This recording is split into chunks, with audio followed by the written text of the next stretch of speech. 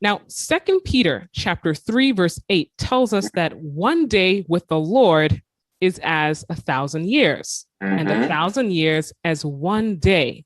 We know that the earth is about 6,000 years old, according to the genealogies written in the Bible and also the writings of Ellen White. So this question is, how does the millennium, this 1,000 years, relate to the rest the earth is to experience?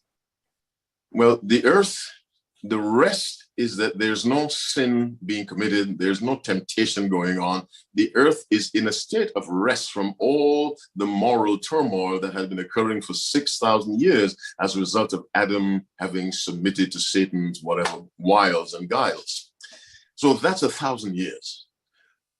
Ellen White frequently refers to for 6,000 years. This has happened for 6,000 years. She says that frequently. And since I believe she was a genuine servant of God, I take that seriously. It does not lead me to set a date. By any means, I set no dates. But I do believe we are not far from the end, because the final events will be very few and very rapid.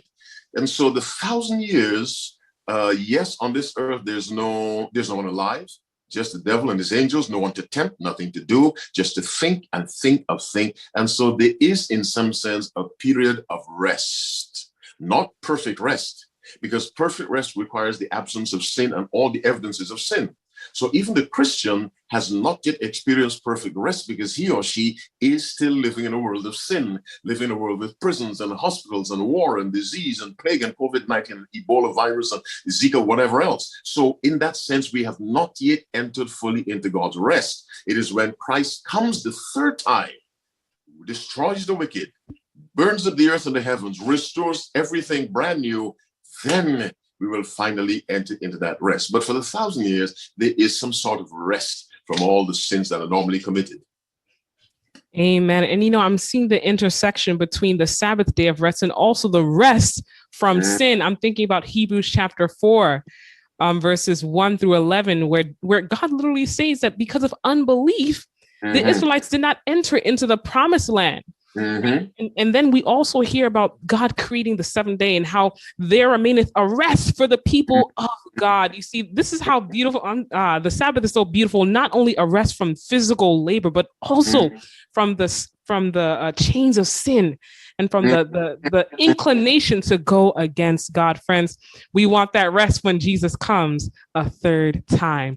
Thank you for answering. Yes. They did not enjoy perfect rest because they did not cast out all the tribes as God told them. So there was still occasional harassment from time to time. So they did not fully enjoy the rest God intended for them. Again, it was because of unbelief. They did not do what God said. And so let me stress again, total rest will come when sin and all its evidences and its consequences are finally blotted out, and we live in the new heavens and the new earth, wherein dwelleth righteousness. Amen. Amen. Thank you so much, Elder Skeete.